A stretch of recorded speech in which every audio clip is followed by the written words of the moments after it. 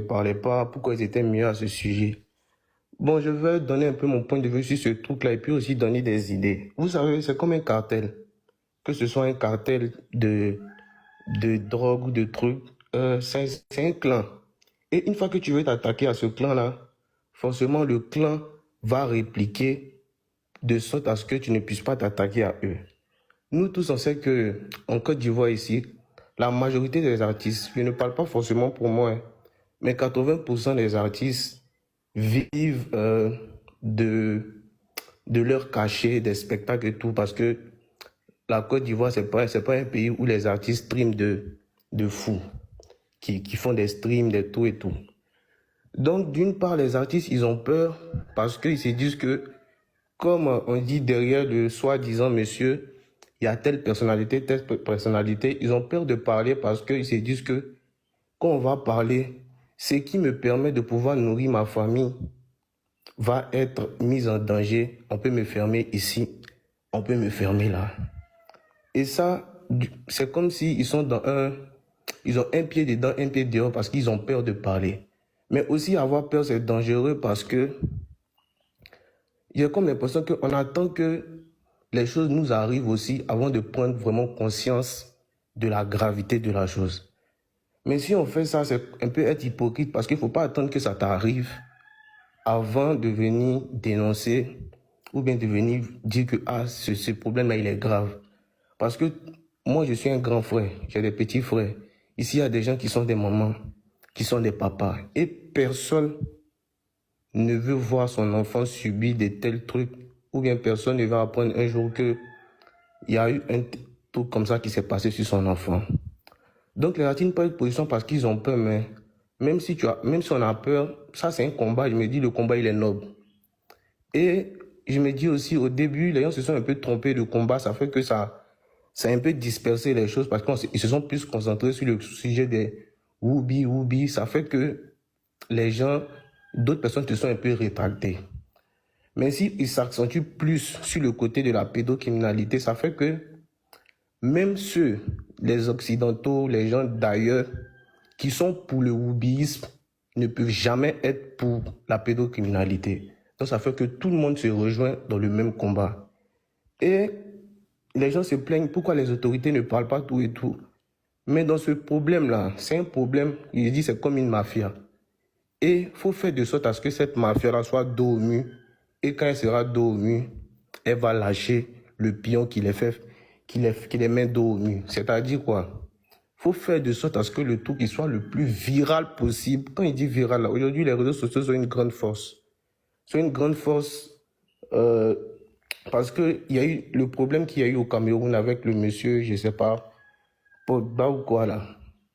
Au début, les gens parlaient. Mais quand il y a eu des hashtags et que tout le monde s'est mobilisé, tout le monde a commencé à mettre le hashtag stop, stop, stop. Ça fait que même les médias d'autres pays ont commencé à s'intéresser au problème. Moi, ce que je voulais dire, c'est que je voulais appeler tout le monde, que tu sois malien, que tu sois ivoirien, que tu sois sénégalais. Mettons tous nos problèmes de côté, que ce soit des problèmes de non, tel est fort que qui, tel est fort que ça. Pour une fois, mettons tout ça de côté et rassemblons-nous juste sur une seule cause, qui sont nos enfants, nos petits frères, nos sœurs, parce que personne ici ne va accepter que ses petits frères ou ses enfants ne soient victimes de ça. Il faut qu'on rende ce truc-là le plus viral possible pour mettre les gens dos au mur afin qu'ils puissent prendre des décisions. Parce que si le Sénégal commence à parler de ça, le Burkina commence à parler de ça, le Mali commence à parler de ça, la France commence à parler de ça, nos autorités ne voudront pas avoir cette image d'un pays qui cautionne la pédocriminalité et ça va faire réagir. L'initiative que vous avez prise, elle est déjà bonne et moi je soutiens le combat. Même si je regardais un peu pour voir qu'est-ce qui allait se passer, tout et tout. Mais ça ne peut pas continuer comme ça. Il faut qu'on essaie de faire quelque chose. Il faut que tout le monde crie son ras-le-bol. Parce que c'est bien vrai de parler, mais on est tous ivoiriens. Et une personne normale ne peut pas accepter que ça arrive à ses petits frères ou arrive. On est dans un pays où chacun est libre de faire ce qu'il veut, son orientation sexuelle, ça n'engage que. Mais une fois que ça s'attaque et ça touche à nos petits frères, nos enfants, là, ça devient le problème de tout le monde. Et ça, on ne peut pas accepter. Et comme il a dit là, c'est de lancer des hashtags pour que le truc soit le plus viral possible, parler à des influenceurs d'ici, même d'ailleurs, qui parlent un peu de ce sujet, des gens de France, de partout.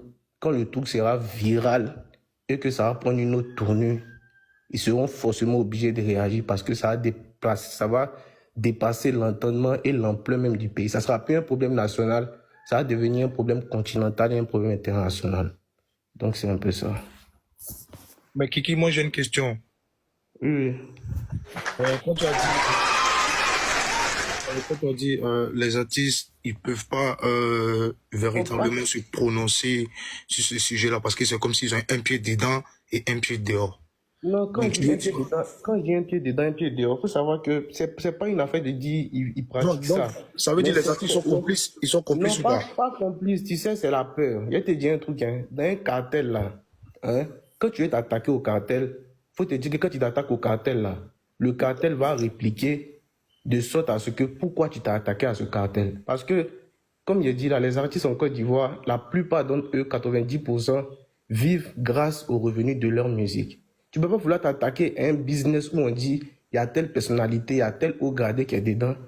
Tu vas venir montrer ta tête pour dire je suis contre ça, sachant que la personnalité sait que si ça devient autre chose, lui il va payer les pots cassés. Mais automatiquement tu seras fermé. Tu seras fermé parce que ça a joué. Mais si tu veux, mais comme je dis, si tu mets ça dans ta tête. C'est comme ils ont une peur pour sortir, pour se prononcer sur ce sujet-là. Parce que mine de rien là. On entend parler d'un individu, mais l'individu n'est pas seul. C'est un cartel, c'est comme si c'est une organisation. Et quand tu t'attaques à cet individu, automatiquement, tu t'attaques à l'organisation. En tant qu'artiste, comme j'ai dit là, la plupart des artistes vivent de leurs revenus musicaux. En tout cas, en Afrique, ici, en Côte d'Ivoire, 90% des spectacles, des temps de temps. Oui, oui. Voilà, tu veux parler des spectacles, pas des revenus des spectacles. Ouais, des spectacles. C'est revenus. Tu vois, des spectacles. Tu veux parler des spectacles. Ouais, des spectacles. Voilà. Donc quand tu vas commencer à t'attaquer pour dénoncer, pour dire voici là, ceux qui sont ou qui regardent, qui sont impliqués dans le truc, là, ils vont dire ah mais lui là, donc c'est dans ça il veut se mettre maintenant. Ouais, il a fait ça. Donc ça fait qu'il y a certains qui ont peur, qui ne veulent pas se prononcer parce qu'ils se disent ah. Parce qu'il faut voir aussi que c'est ce qui les permet de nourrir leur famille. Mais c'est un peu hypocrite parce que c'est quand ça t'arrive que tu vois l'ampleur et la gravité. Excuse-moi mon frère. Donc, il ne faudrait pas attendre que ça t'arrive. Excuse-moi, ce que tu dis, c'est vrai. C'est totalement vrai. Mais imagine, si toutes les grosses têtes de la musique ivoirienne, que ce soit Coupé Décalé, Rap Ivoire, Zouglou, etc., prennent à cœur un combat qui va les empêcher qu'on les appelle dans un spectacle. Ils vont appeler qui maintenant? Si le public a besoin des grosses têtes des artistes du pays et que tous ces artistes-là ont pris position pour un combat qui ne les arrange pas là, ils vont appeler qui? C'est qu'il n'y aura plus de spectacle. Ce que je dis, c'est que les artistes sont complices.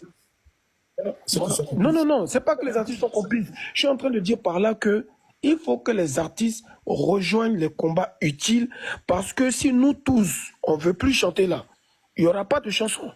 Alors que forcément, ils ont besoin des gens pour chanter. Ils ont besoin de la population. Donc, ils sont obligés de changer de camp. Maintenant, deuxième chose, c'est que il y a eu un problème de communication. Aujourd'hui, c'est pas mauvais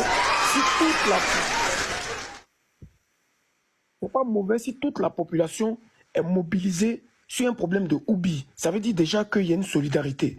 Maintenant, c'est la communication qui manque à ces mêmes personnes-là, de leur dire, au lieu de vous concentrer sur un problème de oubli, venez dans ce combat-là, parce que c'est eux-là qui créent les oublis que vous voulez combattre.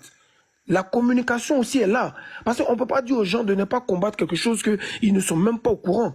Actuellement, moi, par exemple, quand j'étais dans un combat contre les oublis, je ne savais pas que Bébé DJ, étant mineur, avait subi tout ça. Et que ce monsieur-là, c'est lui qui créait tous ces petits oublis et qui faisait du sale dans la pédophilie. Donc, automatiquement, je me rabats dans ce combat-là et je laisse l'autre là à plus tard. C'est pas pressé, parce que ça n'a jamais fini. Donc je pense que on peut aussi profiter pour parler à tous ces gens, parce que c'est quand même tout un peuple. Vous-même, vous avez vu carrément dans des stades où les gens sont en train de chanter à bas les oubis. Donc on ne peut pas dire que non, arrêtez ça, non, non, non. Mais il faut leur expliquer quelle est la cause de tout ce oubia qui est monté en puissance, qui est monté et qui font la promotion.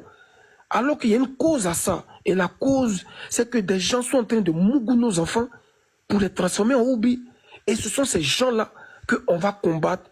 On va laisser un temps soit peu le problème des oublis, un temps soit peu. Chacun peut faire ce qu'il veut. Mais unissons-nous à nouveau pour ce combat qui est très, très, très grave. Et là, je suis d'accord avec toi que d'autres avaient peur parce que oubli était trop général. Mais qu'est-ce qui a créé tous ces oublis-là? Ce sont ces genres de personnes. Donc, il faut communiquer. Il faut communiquer. Il ne faut pas braquer les gens. Il ne faut pas s'énerver contre quelqu'un qui est en train de faire un combat contre les oublis. Il a son droit. Chacun combat ce qu'il veut. Mais il faut expliquer dans la diplomatie. Il faut montrer les preuves. Il faut montrer ces témoignages des enfants, etc., etc.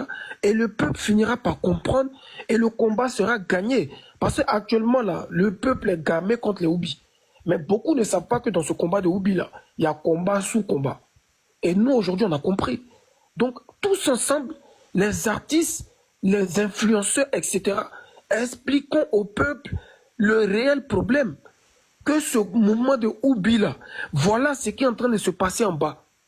Parce que ceux qui foutent la merde sur les réseaux sociaux et on accuse aujourd'hui des oubli-là, ce sont en majorité des jeunes.